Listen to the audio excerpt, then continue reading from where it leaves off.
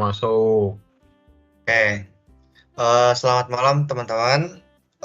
Buat yang belum join, teman-teman yang lain tolong dikabarin buat segera join, biar kita bisa segera mulai buat asistensinya. Oke, malam ini kita udah sampai di asistensi kedua buat tugas besar Lokaporo ini ya. Bentar, kita record dulu. Oke, alhamdulillah kita udah sampai ke tugas besar yang kedua, pertemuan kedua buat tugas besar Lokaporo ini. Di asistensi kedua ini kita bakal ngebahas tentang terkait penyusunan bab 3. Cuma sebelum kita bahas terkait penyusunan bab 3 ini ada beberapa masukan dari hasil pengerjaan tugas pertemuan kemarin ya, satu dan bab terkait tugas besar yang bab 1 dan bab 2 kemarin. Aku mungkin ada beberapa catatan nih yang aku perhatiin dan aku highlight terkait tugas kemarin. Yang pertama itu mulai dari bab 1, kita mulai dari latar belakang. Nah, dari latar belakang mungkin aku ngambil contoh tugasku dulu aja deh. Ya, tugasku mungkin dulu juga belum yang sempurna banget 100%, cuma seenggaknya bisa buat gambaran aja sekalian. Buat bagaimana cara nulis latar belakang yang bagus gitu lah. Nah, buat latar belakang itu seperti yang udah sering banget dari dulu Mas Napis jelasin dari zaman Geoling, buat latar belakang tuh segitiga terbalik atau piramid terbalik, di mana kalian coba jelasin yang secara umum dulu, yang nantinya tuh masuk baru ke yang spesifik. Itu udah sering banget Mas Napis jelasin tuh kayak gitu ya. Jadi kalau misalnya kayak kalian ngambil sarana kesehatan, berarti kalian coba jelasin dulu kayak dari secara umum dulu isu kesehatan zaman sekarang tuh apa sih yang lagi berkembang gitu. Kayak misal kalian mau bahas tentang isu kesehatan global dulu atau gimana itu bebas lah ya. Kalian mau bahas dari tingkat kualitas hidup masyarakat menurut WHO itu bebas. Jadi bisa kayak gitu. Nah, kalau misalnya udah ngerucut kayak gitu, baru kalian ngebahas konteks kesehatan di Indonesia gitu. Kayak misal di Indonesia tuh ada fasilitas kesehatan apa aja sih buat menunjangnya gitu.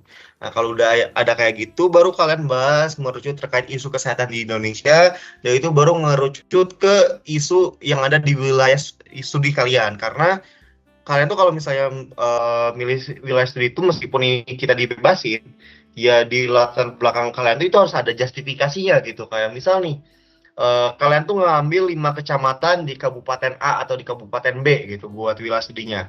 Nah, kalian tuh itu harus ada justifikasinya gitu. Kenapa kalian milih 5 kecamatan itu doang?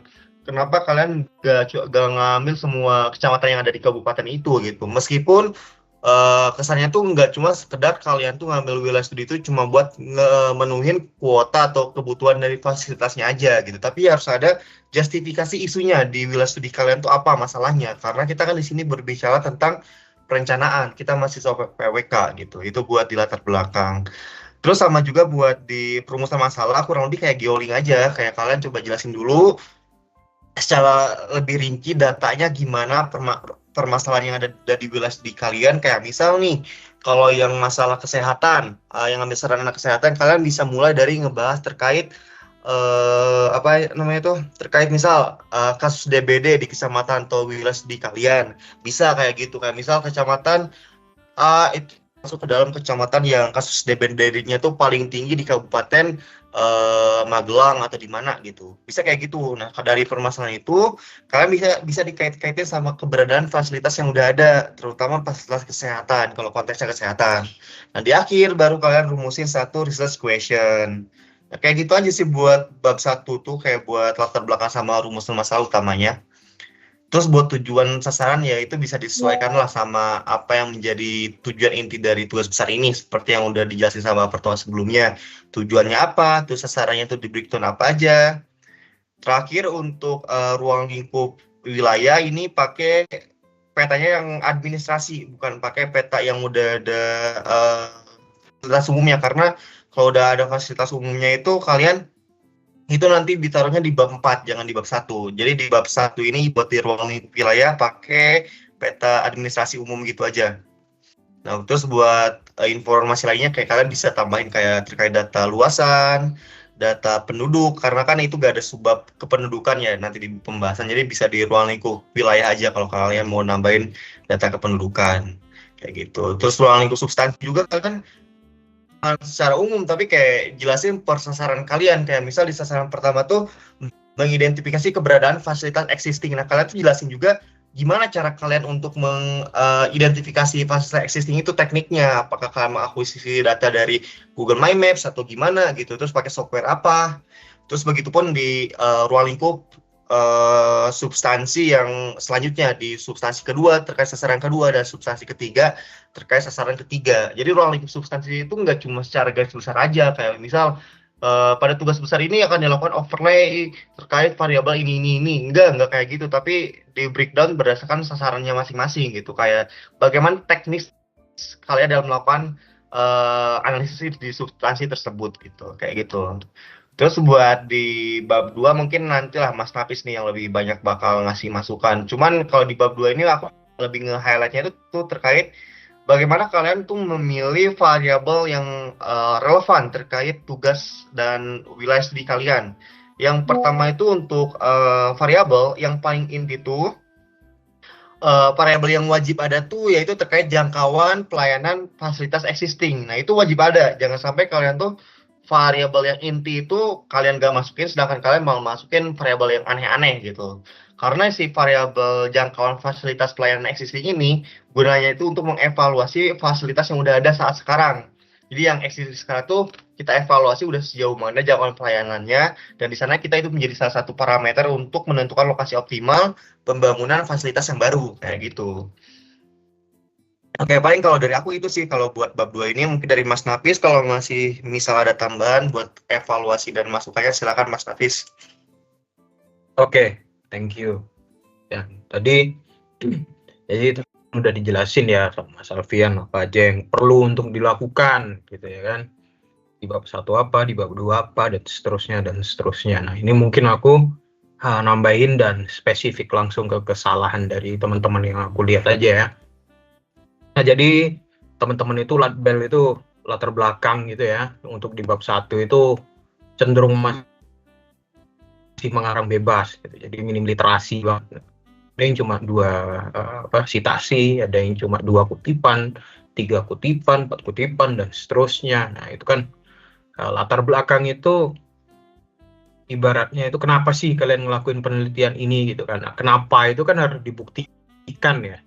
Harus kredibel alasan-alasan kalian itu. Jadi latar belakang itu harus berisi sitasi yang lumayan banyak gitu. Ini pendapat dari siapa, ini data dari mana, dan seterusnya. Jangan mengarang bebas gitu maksudku. Nah, itu untuk latar belakang. Nah, untuk di rumusan masalah sama gitu ya, tapi kalian itu jangan pertanyaan doang gitu.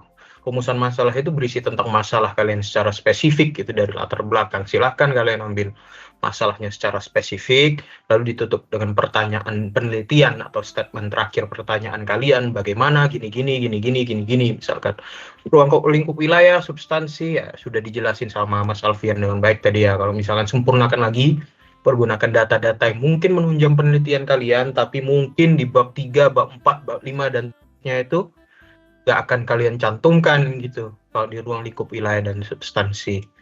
Ya, substansi itu kan inti dari ruang lingkup substansi adalah batasan-batasan penelitian kalian gitu. Jadi substansinya apa? Tadi sudah dijelaskan kalau harus kalian breakdown per sasaran. Nah, itu silakan kalian perbaiki lagi. Nah, di bab 2 teman-teman ini agak kurang ya. Jadi di bab 2 kalian itu masih cenderung kopas doang. Dan ada beberapa hal yang bisa dikopas, ada yang nggak bisa dikopas gitu ya di bab 2 ya. Maksudnya silakan kalian itu melakukan sintesa literatur gitu loh di bab 2. Jangan asal kopas saja. Itu satu. Yang kedua, tolong niat sedikit ya teman-teman ya.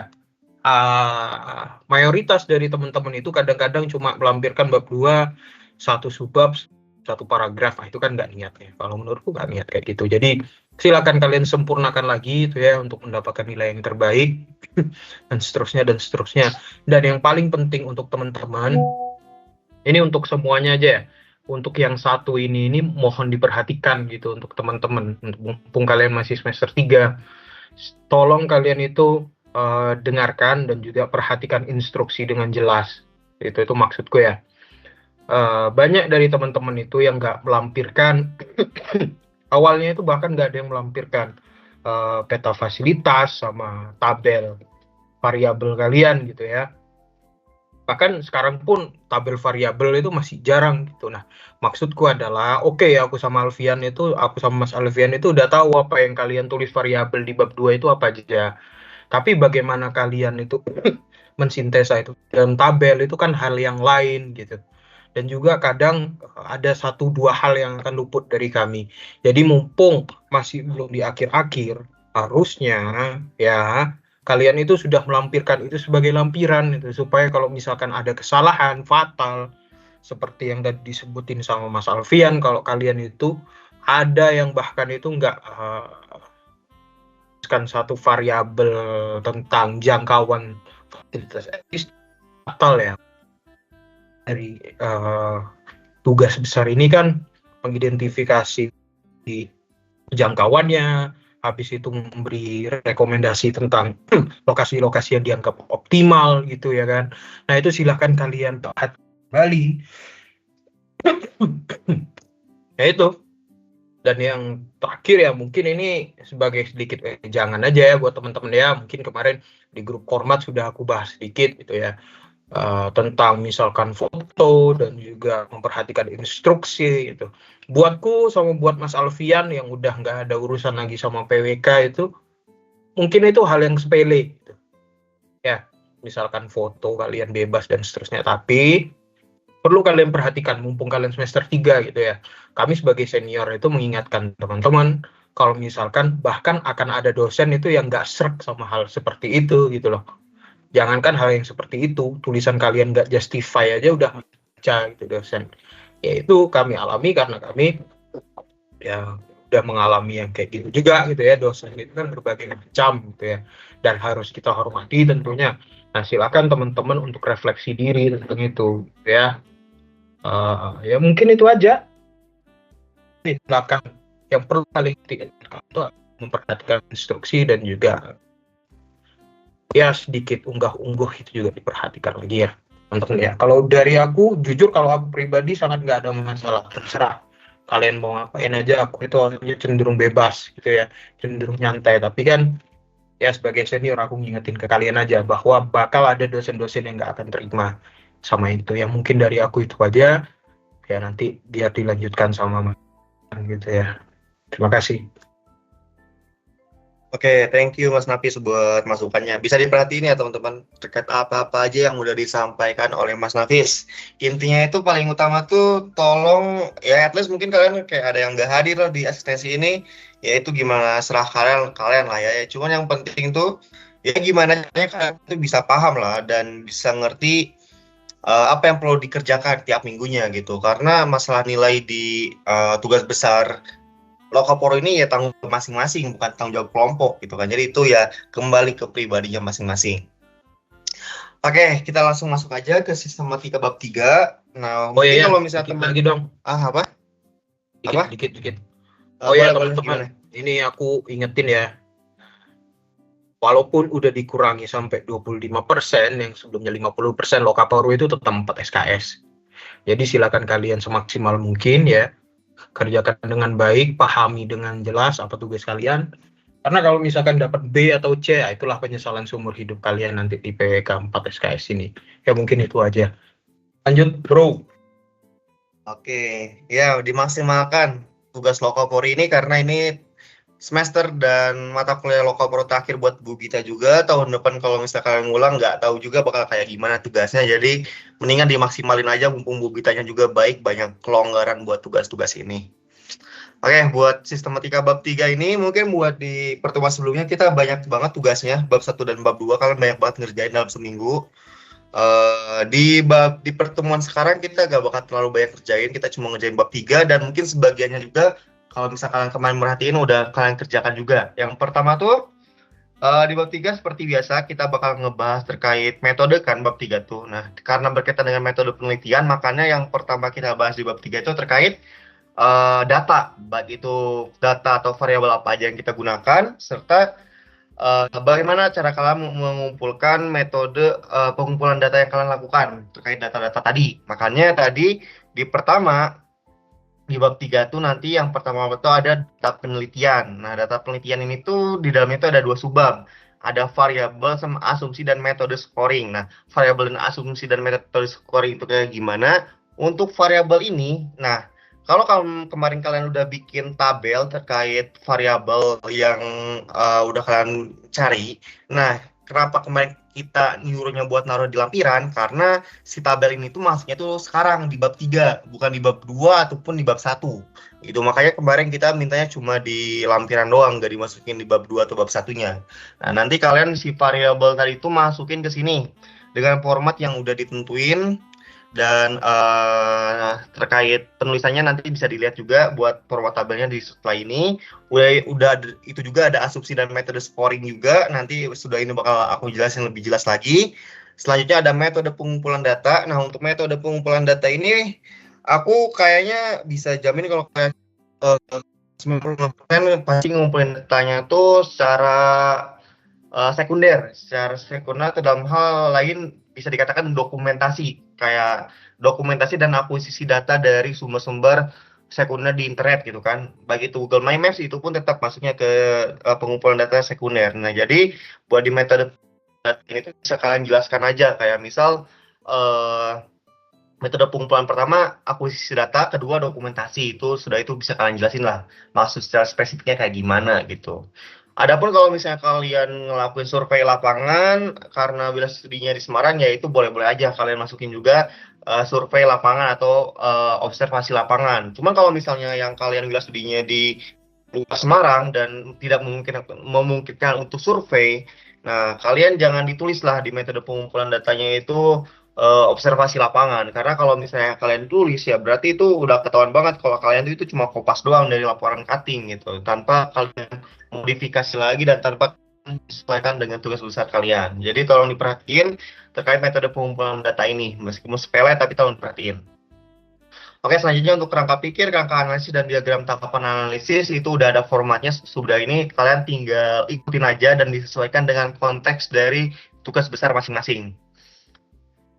Oke, untuk variabel seperti yang udah dijelasin kemarin, kalau misalnya kalian kemarin kajian pustakanya udah benar, harusnya variabelnya juga udah benar, gak bakal ada salah-salah.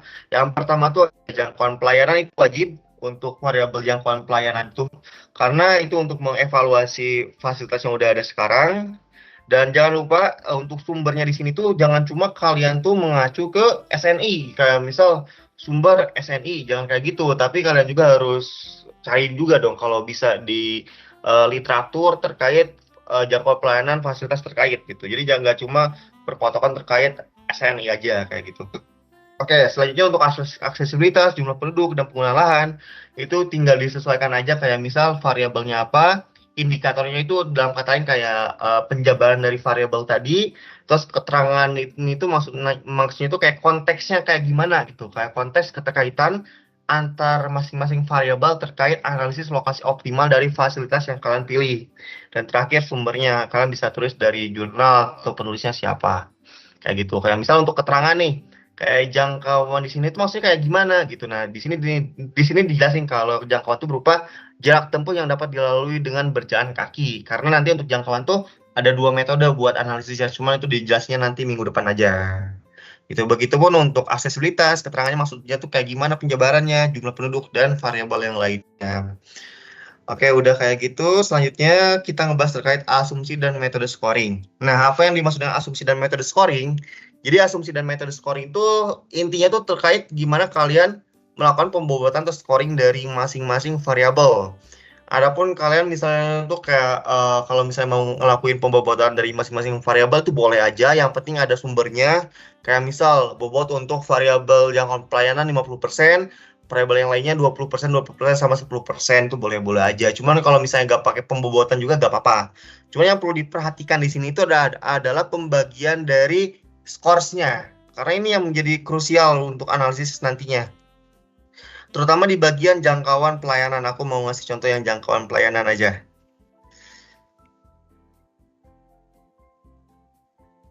Nah, oke. Gini teman-teman. kita ingat lagi filosofi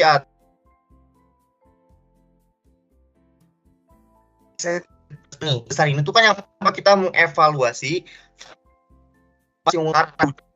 yang udah ada gitu, dan dari hasil evaluasi tersebut kita menganalisis dan mengkalkulasikan lokasi optimal untuk pembangunan fasilitas baru. Maka dari itu jangan sampai kebalik untuk scoring yang jangkauan pelayanan yang skornya paling gede, yang skornya 5 itu yaitu jaraknya tuh yang lebih atau yang paling jauh dari jangkauan pelayanannya. Atau dengan kata lain klasifikasinya tuh tidak terlayani. Kenapa skor yang paling jauh itu skornya paling tinggi? Karena ya seperti yang udah aku jelaskan tadi, karena kita mau mencari lokasi optimal untuk pembangunan fasilitas baru. Ingat itu, jangan sampai kebalik. Nah, jangan sampai kalian tuh yang malah skor paling tinggi itu yang di bagian sangat terlayani atau cuma sekitar jaraknya tuh 0 sampai 300 meter dari fasilitas existing gitu kan. Kalau misalnya kayak gitu, ya di sana udah optimal pelayanannya gitu. Buat apa kalian ngebangun sekolah baru lagi di daerah sana gitu, di daerah yang sudah sangat melayani secara jangkauan pelayanannya gitu, karena itu kan jatuhnya nanti gak bakal optimal, karena ya sekarang aja udah terlayani dan udah tercover oleh fasilitas yang udah ada gitu. Makanya itu harus diperhatikan terkait jangkauan pelayanan. Ingat sekali lagi, jangan sampai kebalik buat scoring yang jangkauan pelayanan. Adapun kalau misalnya untuk variabel yang lainnya itu disesuaikan aja dengan asumsi dan scoring masing-masing. Terutama kayak penggunaan lahan itu biasanya skornya itu bisa disesuaikan dengan asumsi masing-masing, nggak bakal tentu gitu gimana asumsi masing-masing. Sedangkan buat aksesibilitas juga ini sama, kayak kalian mau lihat parameter aksesibilitasnya itu dari mana, apakah dari jangkauan jalan utama atau gimana, itu coba kalian dipertimbangkan aja. Oke, itu untuk asumsi dan metode scoring. Jadi intinya asumsi dan metode scoring itu kayak gitu ya. Gimana caranya kita menentukan skor untuk setiap variabel dan untuk setiap klasifikasinya. Jangan sampai ada yang kebalik, aku tekenin lagi. Oke, untuk kerangka pikir ya ini sama aja kayak biasa, kayak generalnya aja, ada input, ada proses, ada output. Untuk input ini intinya ringkasan dari bab 1 kalian, terutama dari latar belakang kalian. Kalau misalnya latar belakang kalian udah benar, udah bisa piramida terbalik, otomatis yang inputnya ini juga udah pasti benar. Jadi tolong dibenarkan dulu latar belakangnya yang benar, udah itu bisa kalian bikin kerangka pikir yang baik di bagian inputnya.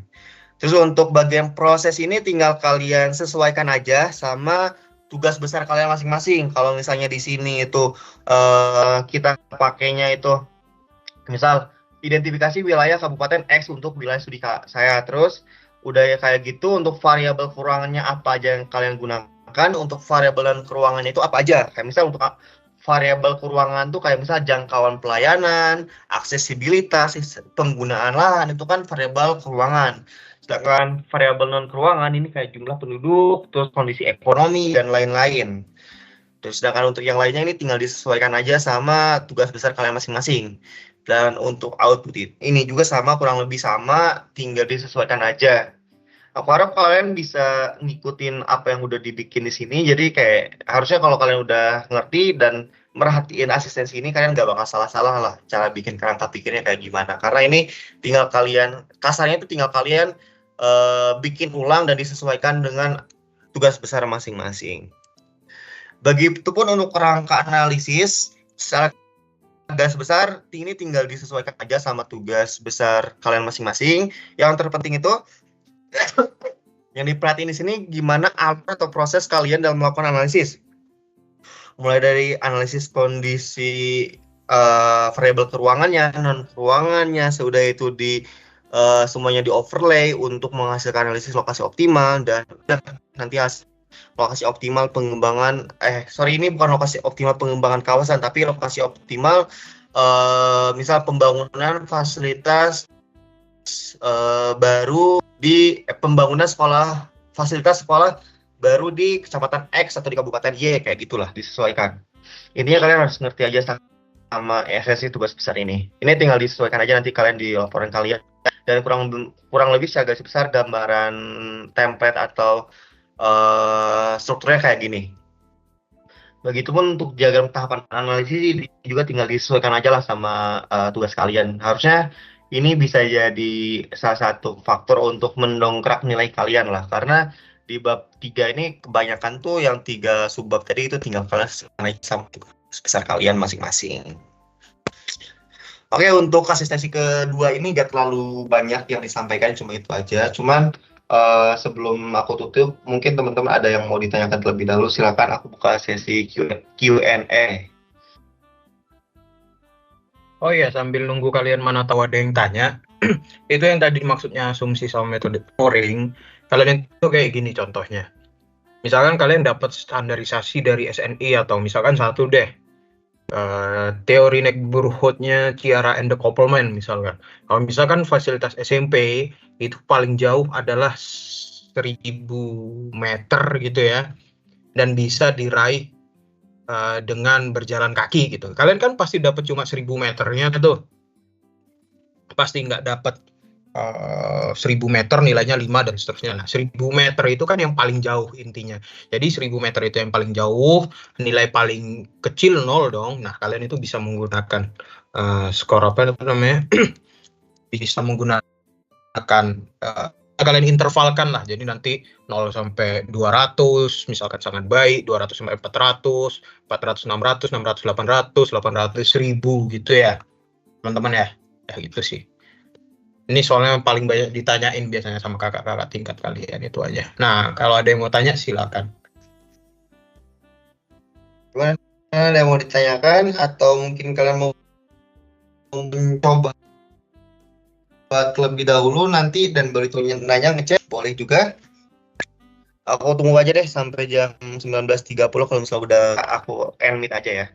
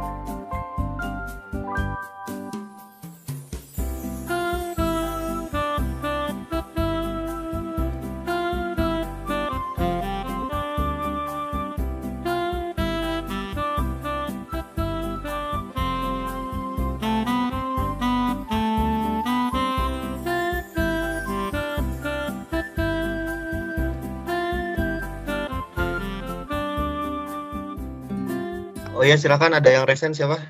Christophorus ya. Gimana, ada yang mau tanyain?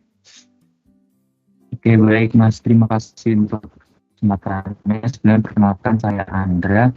Izin bertanya Mas, untuk asumsi dan metode scoring kan tadi dijelaskan kalau variabel jangkauan layanan, kalau yang paling scoring paling besar itu artinya yang jaraknya paling jauh karena kita ingin mencari lokasi baru untuk fasilitas gitu kan ya Mas. Nah, yang saya tangkap itu kalau semakin jauh itu berarti semakin jauh dari penggunaan lahan non terbangun ya Mas. Bukan, maksud paling terjauh di sini tuh jauh dari fasilitas yang udah ada existing. Misal kamu wilayah studinya tuh apa? Sama fasilitasnya apa? Nah, saya SMA Mas di wilayah studinya kabupaten Mas. SMA wilayah studinya kabupaten ya. Nah, kalau nggak salah kan SMA tuh jangkauan pelayanannya tuh 3.000 atau berapa, aku agak lupa ya, bisa dicek di SNI aja. Nah, jadi maksud jangkauan pelayanan semakin jauh skornya paling gede itu diukur dari fasilitas SMA yang udah ada di wilayah studi kamu. Kayak misal nih, di wilayah studi kamu tuh misal ada daerah kota, di daerah kota itu udah ada 3 SMA, terus di daerah sekitaran pinggiran kotanya itu udah ada 1 SMA, dan di sekitar lainnya juga ada 1 SMA. Nah, nanti itu tuh ada analisis yang namanya tuh analisis jangkauan pelayanan. Ada yang multi ring buffer, ada juga yang pakai QNIT. Itu nanti di pertemuan selanjutnya nanti bakal dijelasin gimana cara analisisnya. Nah, nanti dari si titik kota ini, nah nanti tuh bakal diukur sejauh 3.000 meter atau 3 kilometer dari sekolah yang udah ada ini. Dan dari 3.000 ini tuh kan nanti ada beberapa klasifikasi ya, kayak misal 0 sampai 500 itu klasifikasinya yang sangat dekat atau sangat terlayani, itu kan skornya misal 0, terus 500 sampai 1000 itu terlayani, dan begitu selanjutnya, di mana mungkin nanti yang lebih dari 3.000 itu kan artinya tidak terlayani.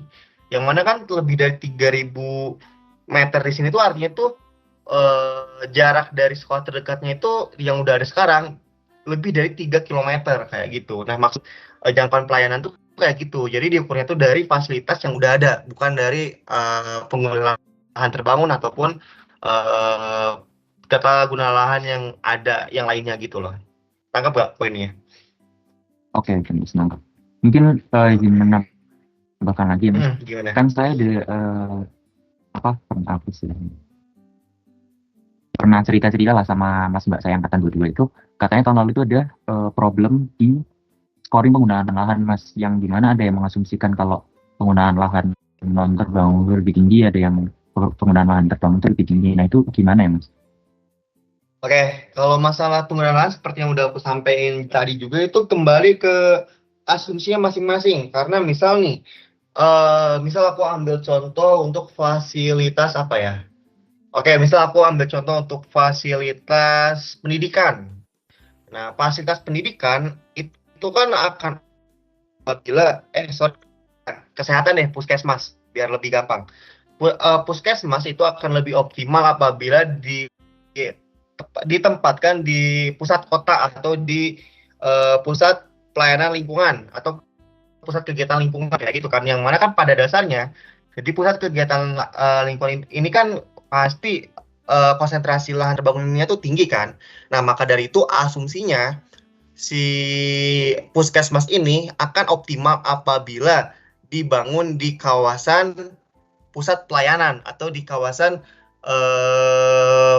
apa ya, di kawasan pusat kota yang pada dasarnya itu kan lahan terbangun. Nah, berarti kalau kayak gitu, itu asumsinya tuh kan lahan terbangun yang skornya gede, sedangkan lahan terbangun itu skornya rendah gitu. Sedangkan kayak misal kalau kamu ngambil fasilitas kayak fasilitas ekonomi, kayak misal pasar swalayan yang mana variabel itu memerlukan lahan kosong sebesar sekian ribu meter persegi. Itu kan kayak ada kebutuhan lahannya kayak gitu kan. Nah, karena misalnya kalian yang menjadi variabel di sini kebutuhan lahannya, berarti yang menjadi skor gedenya itu ya lahan non terbangunnya gitu. Jadi ini kayak gimana scoring dan asumsi kalian masing-masing aja, disesuaikan dengan konteks fasilitas dan sarana kalian masing-masing aja gitu. Jadi gak ada yang benar, gak ada yang salah. Yang penting tuh asumsinya. Kalian bener gak gitu ngasih asumsi setiap variabelnya gitu. Jangan sampai kayak kebalik-balik. Kalian kayak udah ngasih asumsi bahwasannya itu fasilitas A harus didirikan di lahan non terbangun dengan luas setidaknya sekian. Nanti waktu di variabel penggunaan lahannya, kalian malah ngasih scoring yang gedenya di lahan yang terbangun. Itu kan kayak malah bertolak belakang gitu ya. Jadi yang penting tuh konsisten dan asumsinya itu logis kayak gitu kalau dari aku. Mas Tafis kalau mau nambahin silakan Mas Haris. Ya, kayak aku ada tambahan ya, Andra, pertanyaannya bagus kamu. Nah, jadi yang pertama ini aku simpel aja ya. Apakah pakai penggunaan lahan? Enggak, itu beda konteks gitu. Jadi jangkauan itu nanti diukur dari titik fasilitas kalian itu simpelnya dengan menggunakan alat tools di JIS gitu. Jadi kalian itu bakal dapat kelas-kelas itu nanti masing-masing. Nah, itu besok kita pelajari di pertemuan minggu depan itu ya, Andra. Itu untuk yang pertanyaan pertama. Jadi beda, itu penggunaan lahan itu urusan lain, itu variabel lain. Nah, untuk yang pertanyaan kedua, sebenarnya sesimpel tergantung dari asumsi kalian. Konteks kalian itu asumsinya apa? Misalkan ya, Andra. Misalkan ada yang menganggap bahwa menurut Anderson misalkan fasilitas pendidikan baik di daerah yang padat penduduk atau daerah bersifat perumahan gitu. Maka nanti penggunaan lahan perumahan adalah skor yang paling besar. Gitu. Kalau misalkan konteks kalian adalah ketersediaan lahan, maka lain lagi. Kalau misalkan konteksnya adalah ketersediaan lahan untuk pembangunan, maka nilai yang paling tinggi nanti adalah lahan kosong atau tegalan dan seterusnya. Sebenarnya sesimpel itu. Jadi Andra dan teman-teman yang lain nggak usah kebawa bingung sama cutting 22 ini gitu ya. nggak ada yang benar dan nggak ada yang salah, tergantung justifikasi kalian masing-masing. Dan saranku nggak usah nyontek anak dua-dua ya. Itu aja. Oke, Oke, ada yang Mas. mau tanya lagi? Oke. Mungkin berarti izin Mas Willy izin melanjutkan lagi ya, Mas. Kan saya Gimana? variabel penggunaan lahan kan mengambil dari SNI ya. Nah, itu tertera kalau di SMA itu tidak selalu harus berada di pusat lingkungan. Berarti kan ini masih rancu gitu ya, Mas. Kayak masih di lahan terbangun itu boleh apa boleh atau enggak gitu. Berarti saya perlu nambah citasi lain gitu ya, Mas. Atau gimana? Ya bisa. Itu pertama bisa tambah citasi lagi kayak misal si lahan apa ya? Nah, istilahnya tuh oh ya ini. Kayak misal sekolah tuh kayak bagusnya tuh dibangun di dekat dengan kawasan apa sih bagusnya kayak gitu untuk menunjang optimalisasinya. Dan selain itu juga kamu juga bisa memperhatikan kayak di nomenklatur yang udah ada kayak misal sekolah itu untuk pengembangannya tuh di lahan dengan peruntukan apa gitu. Itu bisa diperhatiin juga lah buat itu terkait di kajian literaturnya nanti. Baik, Mas. Mungkin sekian dari saya. Terima kasih Mas Nafis, Mas Alfian. Oke. Dari Rifki Faturrahman gimana? Baik, sebelumnya terima kasih Kak. Tadi kan tentang jangkauan fasilitas existing ya Kak. Nah, kebetulan saya mengambil fasilitas SPBU dan untuk SPBU sendiri itu tidak ada aturan konkret harus maksimal tuh jarak berapa kilometer gitu Kak. Bagaimana ya Kak? Adanya tuh malah jarak minimal misalnya dari permukiman minimal 100 kaki seperti itu Kak kalau dari yang saya dapatkan. Oke, kalau di SNI emang pom bensin itu emang nggak ada sih buat di SNI ya kayak terkait jangkauan pelayanannya berapa. Tapi coba cari di jurnal-jurnal dulu. Kalau misalnya di jurnal gak nemu, coba cari di buku panduan Pertamina karena biasanya kalau di Pertamina itu enggak, sorry. Biasanya kayak di sistem-sistem semacam franchise Pertamina atau misalnya di gerai-gerai franchise yang lainnya itu biasanya tuh ada ketentuan terkait jarak minimal antar cabangnya gitu loh kalau gak salah ya. Cuman aku kayak belum pernah nemu juga. Cuman itu harusnya ada juga sih kayak misal antar SPBU itu minimal jaraknya apa sih? Itu biasanya ada sih buat di literatur mungkin atau mungkin di ketentuan dari Pertamina-nya juga itu bisa dicari dulu aja sih.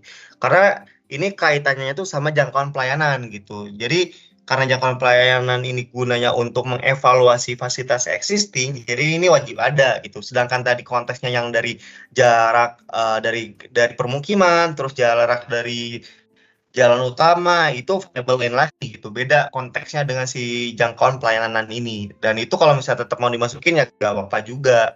Kayak jarak dari pemukiman berapa, terus jarak dari jalan utama itu boleh juga untuk jadi variabel pendukung lainnya. Kayak gitu ya. Baik Kak, terima kasih Kak atas. Oke. Ada lagi yang mau ditanyain? Oke, ada Enrico Fitronova, silakan. Baik Kak, permisi mau bertanya. Saya kan fasilitasnya kesehatan, utamanya rumah sakit. Dari variabel tersebut tidak ada sama kayak Rifki tadi, tidak ada jangkauan jarak idealnya. Namun di Permenkes cuma ada kayak perbandingan antara jumlah tempat tidur rawat inap rumah sakit dan jumlah penduduk itu harus 1/500 hasilnya ideal. Itu seperti gimana ya Kak nanti kalau jangkauan jaraknya? Terima kasih Kak. Oke, Fis, kalau di SNI sakit ada nggak? Atau cuma sampai puskesmas di SNI? Kayaknya nggak tahu ya, rumah sakit ada nggak ya? Harusnya gini, Enrico sama Rifki tadi ya. Untuk itu kan konteksnya Tidak ada apalagi Kak kalau tadi rumah sakit. yang tadi Enrico ya. Itu kan apa tadi kamu tempat tidur? Gimana tadi Enrico? Iya Kak, tempat tidur rawat inap. Nah, itu Idealnya kalau 1/1500. kalau tempat tidur rawat inap Itu lain lagi, itu bukan ranah kita, itu Riko dan teman-teman yang lainnya. Tempat tidur dan rawat inap itu kan kualitas ya guys ya. Kita itu kuantitasnya secara umum. Maksudnya itu urusan rumah sakit di dalamnya gitu. Kita itu nggak tahu SMA. SMA itu mungkin jaraknya 1.000 gitu. Tapi SMA A, SMA B kan tampungnya beda. Nah, itu bukan urusan kita. Jadi kita itu pakai standar secara umum aja gitu Enrico. Jadi standar yang kamu sebut tadi itu nggak bisa dipakai. Dan buat teman-teman yang lain jangan terlalu berpatokan sama SNI doang gitu ya. Itu rumah sakit itu banyak yang ambil kok.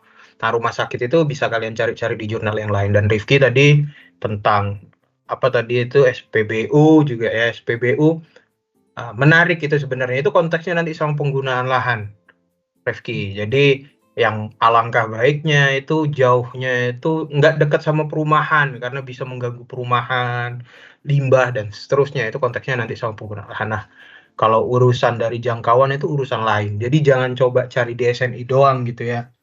Banyak jurnal-jurnal Indonesia, jurnal internasional yang bahas itu. Itu sih Enrico sama Rifki tadi. Gimana Enrico? Jadi tugas dari Enrico dan teman-teman lain yang cari rumah sakit ya kalian rembukan lah. Rumah sakit tuh standarnya dari mana sih? Itu misalkan, ada yang bunyi kalau rumah sakit itu nanti 3.000 meter dan lain-lain. Nah, itu terserah kalian aja. Ya, silakan kalian sesuaikan. Nggak ada jangkauan yang benar dan yang salah, Bang. Jadi nanti menurut SNI 5.000, menurut Kiara and Koppelman nanti 4.000. Nah, itu yang penting kalian sesuai aja sampai akhir. Nggak ada masalah, itu aja dari aku. Monggo ditambahin sama Vian aja ya. Oke, intinya sama aja sih kalau dari aku, kayak kalau misal secara spesifiknya juga pasti kita juga, aku sama Mas Tapis agak-agak lupa lah ya kalau misal harus mengajarkan pelayanan semua fasilitas. Cuma intinya tuh kalau misalnya nggak ada di SNI, jangan terpaku di sana, cari di jurnal. Makanya dari kemarin kita minta untuk ngerjain bab 2 dulu, karena biar kalian punya bahan lah buat nentuin variabel ini tuh dari mana untuk acuannya gitu. Intinya buat jangkauan pelayanan, fasilitas apapun itu, kalau misalnya nggak ada di SNI atau ada di SNI pun bisa cari referensi di jurnal aja. Oke, ada pertanyaan lain lagi? Oke, sepertinya udah gak ada pertanyaan lagi. Thank you banget yang udah hadir. Masih ada Aureola, gimana? Mas Reza, untuk kesempatannya Kak, mau tanya, ini kan fasilitas yang saya ambil itu kan gereja ya Kak. Nah, untuk di gereja sendiri itu enggak ada SNI kayak jangkauannya berapa, itu tergantung sama jumlah penduduknya. Nah, kalau gitu tuh jangkauannya gimana ya Kak? Atau tetap cari dari jurnal lain aja? Oke, untuk gereja ini sama aja, kalau misalnya kalian mau coba cari di jurnal, boleh. Paling kalau misalnya gak ada di SNI, itu kalian cari di jurnal. Sama kayak tadi kasusnya kayak dari rumah sakit, dari pom bensin, kayak gitu. Cuman kalau misalnya kalian mau mengasumsikan si gereja ini tuh sebagai salah satu jenis tempat ibadah aja, ya kalian bisa aja sih pakai standar yang masjid gitu kan. Karena ya kalau kalian nganggapnya tuh si masjid dan si gereja ini tuh sama-sama tempat ibadah gitu. Konteksnya di sana gitu, bukan berarti kayak konteks di dalamnya atau gimana, enggak. Tapi kalau bisa konteksnya kayak gitu, kalau nggak salah di itu tuh ada ya buat masjid kalau nggak salah ya. Cuman akan lebih baik kalau kalian ada yang lebih apa sih namanya tuh, ada yang lebih jelas dan ada yang lebih spesifik di jurnal, pakai di jurnal aja sih kalau ada di jurnal. Kayak gitu paling ya. Berarti kurang lebih kayak kalau misal di jurnal nggak ada, itu kita boleh pakai yang dari masjid gitu Kak? Iya, kalau misalnya itu kayak udah buntu banget nih sampai minggu depan udah mau masuk analisis, masih belum nemu kayak gimana, ya kita anggap asumsinya kalau gereja ini tuh tempat ibadah, sama halnya standarnya kayak masjid gitu aja sih kalau misalnya udah gak ada. Cuman ini kan baru tugas gitu kan. Cuman nanti kalau kalian udah di dunia profesional ya harusnya lebih jangan kayak gitu, harus ada patokan yang resmi juga gitu. Begitupun nanti kalau kalian di tugas akhir atau di penelitian-penelitian lainnya sih. Oke, baik Kak, terima kasih. Oke. Ada lagi?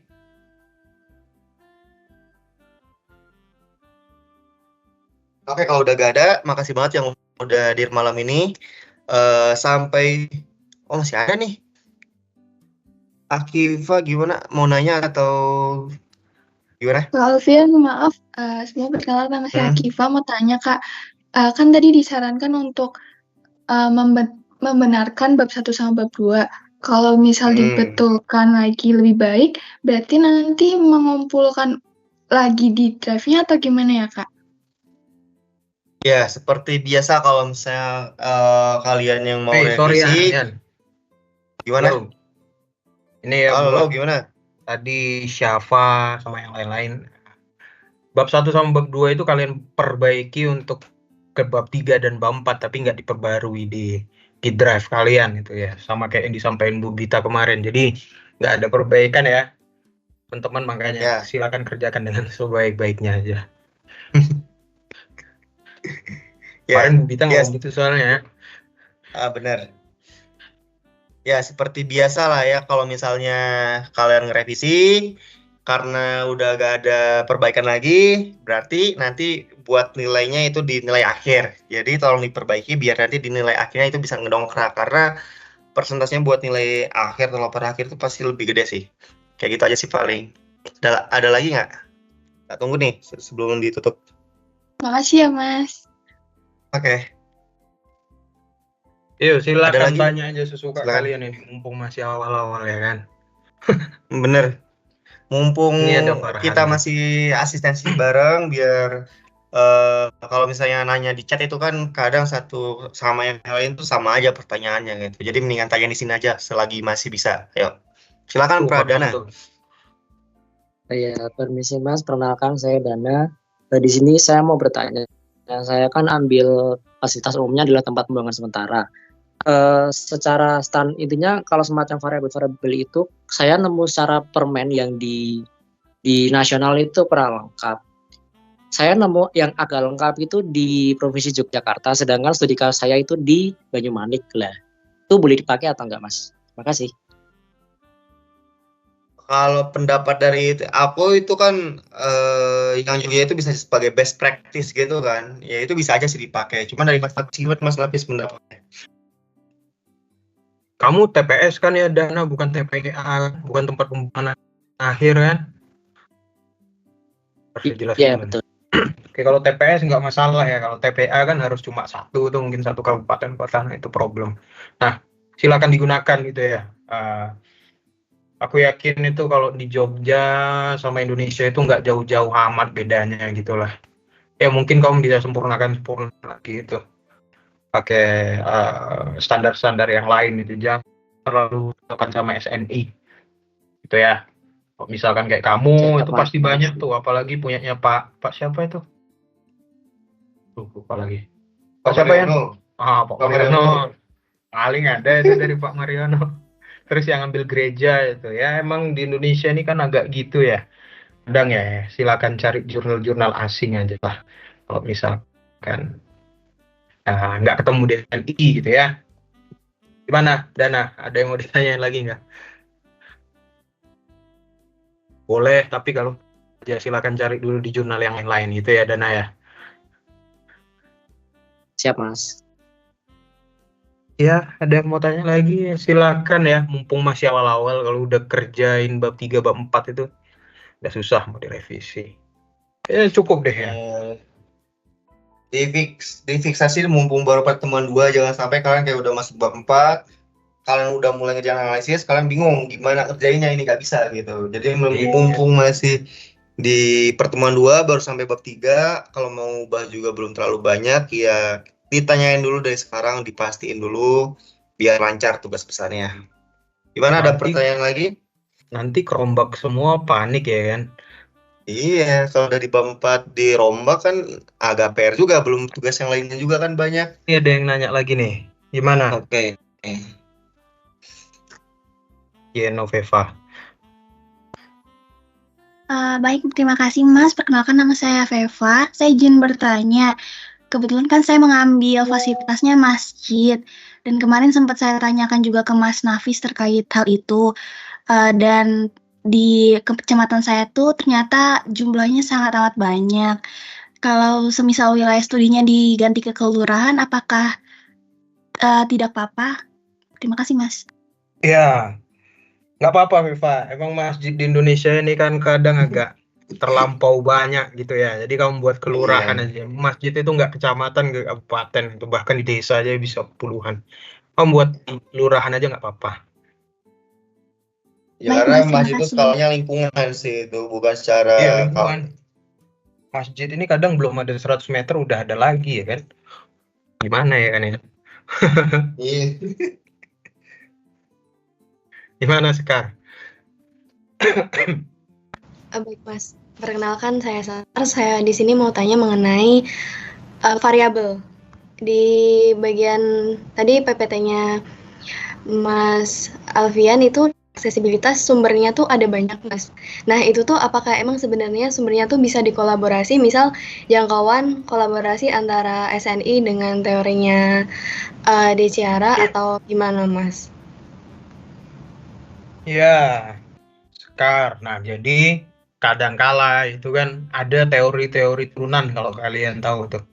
Jadi kalian itu kalau di Islam tuh katakanlah asbabun nuzul gitu. Jadi misalkan teori pertamanya itu dari Sierra de Copeland, disempurnakan ini, disempurnakan ini, disempurnakan ini, disempurnakan ini.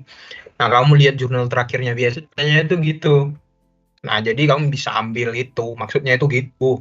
Bukan dikolaborasi ya. Kalau SMI bunyinya 400, Sierra de Copeland bunyinya 600, kan lain tuh. Nah, tapi biasanya kalau misalkan gabungan kayak gitu itu jurnal turunan gitu loh. Biasanya teori itu disempurnakan ini, sempurnakan A, sempurnakan B, sempurnakan C, sempurnakan D, sampai nanti teori awalnya itu dari siapa. Itu ya, Sekar ya. Nangkep nggak maksudku? Nangkep Mas, berarti satu variabel tuh berarti satu teori aja kan ya? Bisa satu teori, kalau kamu menemukan itu di banyak teori lagi, silahkan kamu pakai gitu ya untuk penyempurna, nggak ada masalah. Oke, siap Mas, aman Mas. Terima kasih Mas. Ya, Oke, ada pertanyaan lagi?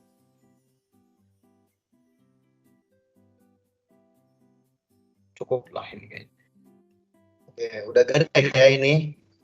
Aman. Kalau masih ada nanti bisa dicat aja lah. Boleh ini karena udah mau jam 8 juga seperti. Thank you untuk yang udah hadir malam ini. Semangat untuk yang baru semester 3. Semangat lokpolnya, propernya. Selagi masih kuliah, dinikmati saja. Karena ketika udah lulus, lebih enak kuliah. Oke, dari aku itu aja. Thank you banget. Aku izin unmute ya. Semangat teman-teman. Oh, thank you guys. Terima kasih Mas Nafi.